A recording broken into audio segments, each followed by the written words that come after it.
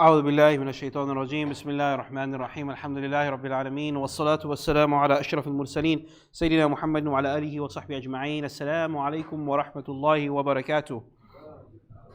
Alhamdulillah, the night 24, and I think a lot of people, we are all struggling to stay awake and pushing ourselves, but Alhamdulillah, Allah has brought us this far, and we have to just do as much as we can for the remainder of what we have of these last few nights, and always take it, what if this is my last Ramadan?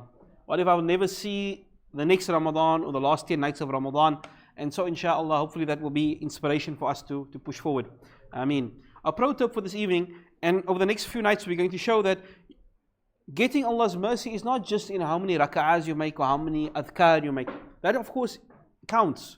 But also the way we treat people and the way we engage. So while we're all very focused on the ritual, let's not forget we have an obligation to the greater, our brothers and sisters. We can sometimes become very selfish in our ibadah and forget that. There's a beautiful hadith, the Nabi ﷺ says that when two brothers, and of course by extension the sisters, when they meet each other and they say Assalamu alaikum and they shake their hands, while they're shaking hands and greeting each other, their sins are falling off like a tree. When you shake the tree, the leaves fall down.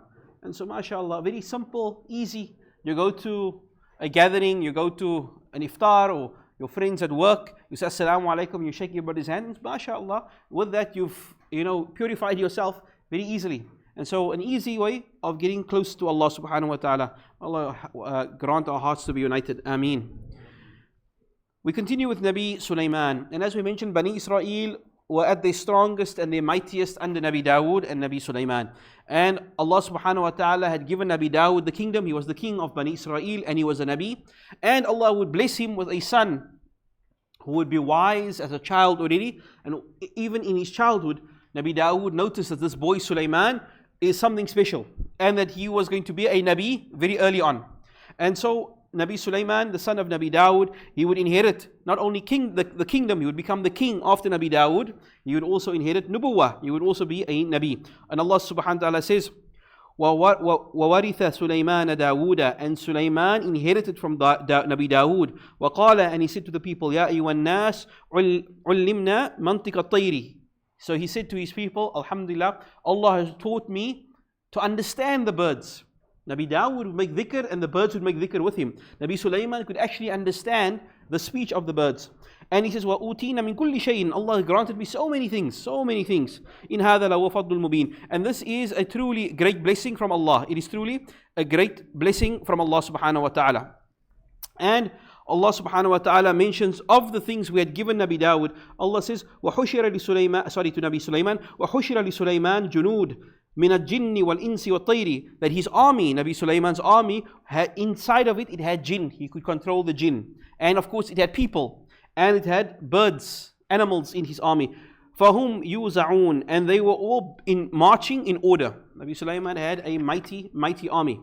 And subhanAllah, there's a surah in the Quran, Surah Al-Naml, the surah of the ant. And it shows you that Nabi Sulaiman even understood the language of the insects, the language of the ants. And so, in Surah Al-Naml, Nabi Sulaiman is marching with his army. And as he's marching, حَتَّى إِذَا أَتَوْا عَلَى وَادِ نَمْلٍ, as he marches through a valley where there are ants on the ground. قَالَتْ نَمْلَةٌ يَا أَيُّهَا النَّمْلِ. They heard the mother ant, or the ants speaking to each other, and they said, "Udkhulu masakinakum, enter your holes, please get out of the way. Lest Sulaiman wa junudahu, they crush you, wa hum la yash'urun." So the ants are telling each other, we need to get out of the way, the army is coming, you need to get out of the way or you will be crushed. And then Allah says, فَتَبَسَّمَ ضَاحِكًا مِنْ قَوْلِهَا. Nabi Sulaiman stopped and he started to laugh, and he started to smile, and he laughed. And by hearing and understanding their speech, and he said, well, and it's a beautiful dua, whenever you have a blessing and you acknowledge, sometimes we sit and we look at our kids or our home and we say, Alhamdulillah, things are so good. This is a dua we make. So Nabi Sulaiman says, قَالَ رَبِّي أَوْزِعْنِي أَنْ أَشْكُرَكَ بِنِعْمَتِكَ الَّتِي أَنْعَمْتَ عَلَيَّ وَعَلَى وَالِدَيَّ وَأَنْ أَعْمَلَ صَالِحًا تَرْضَاهُ. So he says, Nabi Sulaiman said, Oh Allah, help me to become grateful for the bounties that you have given me. Help me to be grateful.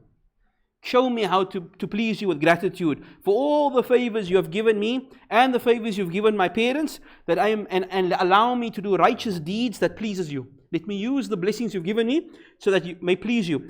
وأدخلني برحمتك في عبادك الصالحين.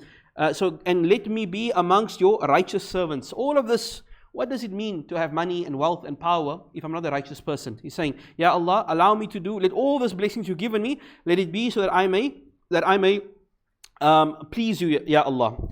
Now it mentions in Surah Al-Sad that somewhere Nabi Sulaiman was tested. And in Surah Al-Sad, Nabi Sulaiman had a great love for horses, stallions, and he watched them, and he watched them race, and he would really admire them.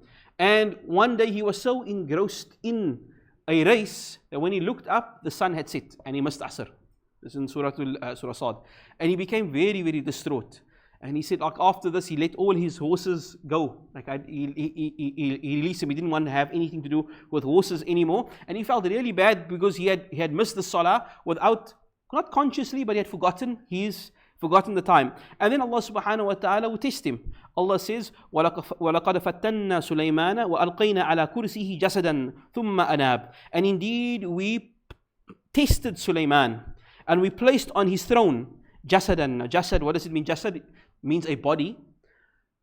What some Mufassirin mention, that a jinn or some creature took over control of his kingdom and he lost his power. Or it could mean that Nabi Sulaiman himself became like a body, meaning he lost his health. He was unable to move, he became paralyzed. And so Allah tested him, and this is subhanAllah a very different kind of test where you're given everything. From a young age, he's a prince and he's a Nabi. And he's given the power of the animals, and he's given the power to speak to them. And then all of a sudden Allah takes away his kingdom. And he loses what he had. And subhanAllah, for someone that has never experienced failure, to experience it for the first time is very, very difficult. To be humbled in this way is very difficult. And so he lost his kingdom, Allah says, but he returned to us. ثُمَّ أَنَابَ. He continuously returned to us. And Allah subhanahu wa ta'ala accepted his repentance, and Allah returned to him that which he was given. And then he says, this is the dua of Nabi Sulaiman, قَالَ رَبِّ اغْفِرْ لِي وَبَلِي. So now he makes a dua, Ya Allah, in repentance. And this is something to note. Sometimes we make a sin and we ask Allah for forgiveness. Then Allah doesn't only forgive you, it also opens the door to a rahmah or a blessing you could not have achieved in other way. Meaning the repentance elevates you in a certain way. So Nabi Sulaiman is making tawbah, and when Allah accepts it, he says, قَالَ رَبِّ اغْفِرْ لِي. Oh Allah, forgive me for the sin I had done, forgive me for my mistake. وَهَبْ لِي مُلْكًا لَا يَنْبَغِي لِأَحَدٍ مِنْ بَعْدِي إِنَّكَ أَنْتَ الْوَهَابِ. And then give me such a kingdom that I will never lose it again. And not only will I never lose it, I want power that nobody else would ever have after me. Now subhanAllah, when we make dua, sometimes we feel, I can't ask Allah for, I want power, I want to be the CEO, I want to be the president, whatever it might be. Nabi Sulaiman is saying, I don't only want to be a king, Ya Allah, don't make me a king again. I want to be a king like no other king. And I want power that nobody else has. And so Allah subhanahu wa ta'ala returns his kingdom, and not only gives him the power to speak to the animals and the jinn, he also gets the power of the wind. He can command the wind as it goes. And so now he has a kingdom unlike anyone else. And so Allah subhanahu wa ta'ala blesses him with this. And so in Surah Al-Nabl, Nabi Sulaiman is on the march with his army and the animals, and he looks about, and one of his generals, subhanAllah, is the hupub bird. The hupub bird is mentioned in the surah that Hudhud, his name is called Hudhud. And Nabi Sulaiman is looking, where's Hudhud? He's not around, he's supposed to be here. And has he, not fulfilled his duty? And then when the bird arrives, Nabi Sulaiman asks, where were you? You were late.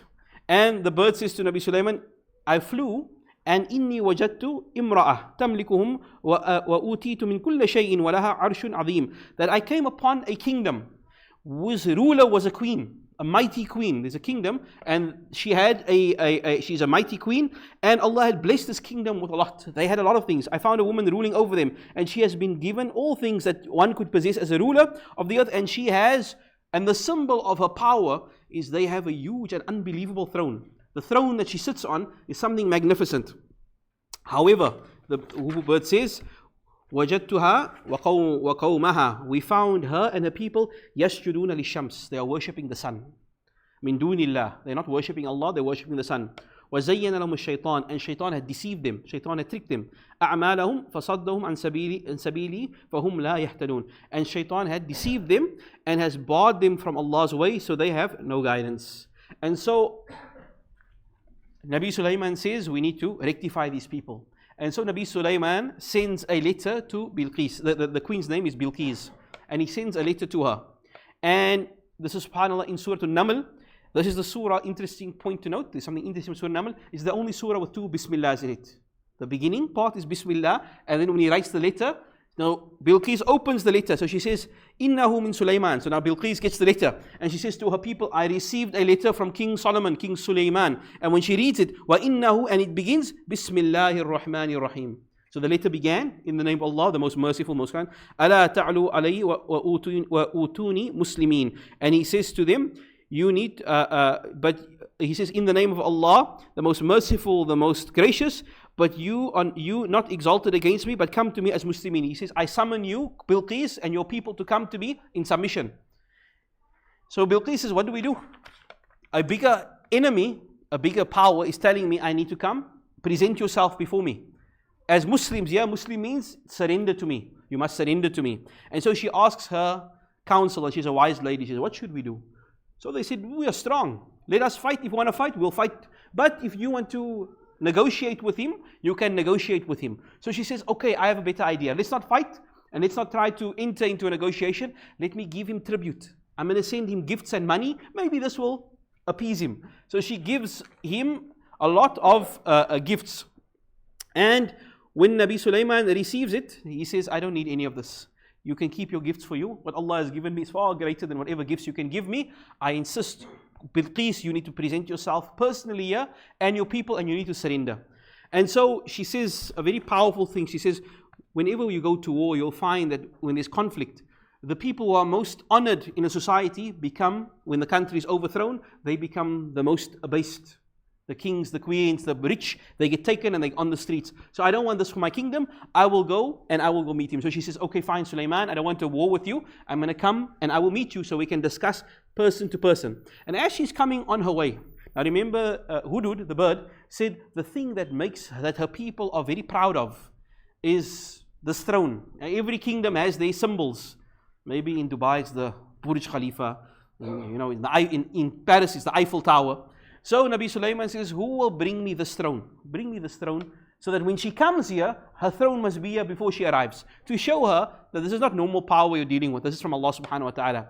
And then, now he's talking to his advisors. And Allah says, an ifrit min al-jinn. An ifrit is a jinn that is very strong. The ifrit says, Sulaiman, give me permission, I will go, and I'll bring you the throne of Bilqis before you stand up. So the jinn have unbelievable powers to travel and move objects. That's a different discussion for another time, how the jinn operates and how the jinn move objects and things.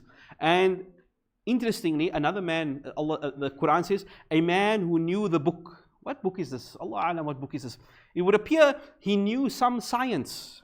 He knew some technology. A human who understood technology, he says to Nabi Sulaiman, I can even do better than Ifrit. I will bring her throne instantaneously. Before you blink your eye, it will be here. If Reed must still go and fetch it, will take you stand up, will take a second or two. I can bring it here instantaneously. Some kind of technology, subhanallah. And nonetheless, when Bilqis arrives, she sees this throne and she says, Nabi Sulaiman asks her, does this throne look familiar to you? So she says, Ka'annahu, it's like my one. It's like my one. And so Nabi Sulaiman says, this is your one. I went to go fetch it for you. And he shows her around in his kingdom and she sees things which she cannot believe. And then Nabi Sulaiman says, enter as-sarh. There's a room, and when she opens it up, it looks like glass. Allah says, قِيلَهَا إِدْخُلُوا الصَّرْحَ فَلَمَّا رَأَتْهُ حَسِبْتَهُ لُجَّةً وَكَشَفْتَ عَنْ سَاقِهَا. So he opened a room, and she thought it looked like a glass surface, like a palace. But when she saw it, she thought it was a pond. She actually thought it was water, but it wasn't water. And she lifted up her skirt, and she wanted to step on it, but she realized this wasn't actually water. It was some other kind of material. And Nabi Sulaiman says, verily it is a sarh, it is a special kind of surface, it is smooth like glass. And then she said, subhanallah, after she's seen all this, she says, O Allah, I have sinned against myself and I embrace Islam with Sulaiman. Embrace Islam with Sulaiman. Also, there's a very subtle way of Allah saying that when she lifted up her dress, Nabi Sulaiman soon proposed to her afterwards. Nabi Sulaiman, and he would marry Bilqis. He would marry Bilqis, mashallah. And so she submits, and Nabi Sulaiman marries her. And together, he builds a magnificent masjid. One of the 7 wonders of the ancient world was the temple of Nabi Sulaiman. And this was built not by only people, but by the jinn as well. Allah says in the Quran that the jinn were forced to build, so the jinn were controlled by Sulaiman. The jinn didn't want to do this, but they were controlled by him, and they would build his structures, including the masjid. And Allah subhanahu wa ta'ala wanted to show the jinn that they did not have power over Allah, because when Nabi Sulaiman, he would stand and he would watch over his construction. He would watch the masjid being built, and he would see the jinn doing their jobs. And they couldn't leave. And as he was standing there one day, he passed away. But he didn't fall over. He was leaning on his stick. So he appeared like he was standing, but he was actually leaning on his staff, but he was dead. And the jinn continued to work. And they were working for a while and a while and a while, until a small little creature ate from his stick, and then Nabi Sulaiman collapsed. And Allah says, I wanted to teach the jinn that they were free all along, but they didn't realize it, to show them that they had no power against Allah subhanahu wa ta'ala. This was a lesson for the jinn, that in spite of their might, remember Iblis says, how can I possibly worship a man? He's made of dirt, I'm made of fire, I can fly, I can do all these things. So Allah subhanahu wa ta'ala showed the jinn that they are powerless against Allah subhanahu wa ta'ala. And so Nabi Sulaiman alayhi salam passes away, and the animals and the people made salah upon him. And as we said, his masjid, to this day, perhaps the most spectacular masjid was the masjid of Nabi Sulaiman. And eventually Bani Israel would disobey Allah and it would be destroyed. And Allah speaks about this in Surah Al-Isra. In Surah Isra, Allah says the first destruction, Bani Israel will have 2 destructions. The first one was with Nabi Sulaiman's masjid. Many hundred years after him, enemies would come and they would destroy that great Masjid Al-Aqsa. And what is replaced in it would not be like the first one. It will never be able to replicate Nabi Sulaiman's actual masjid. And so this is the end of Bani Israel's greatness. Afterwards would be a decline, and we'll continue about them tomorrow, bi'idhnillah, insha'Allah. Yesterday we asked, which weapon did Nabi Dawood use to kill Goliath? He of course used a slingshot, not a bazooka. And the winner is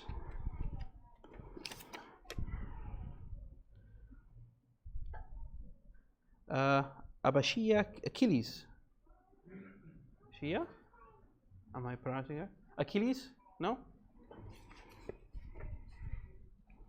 Then we have Salama Latif.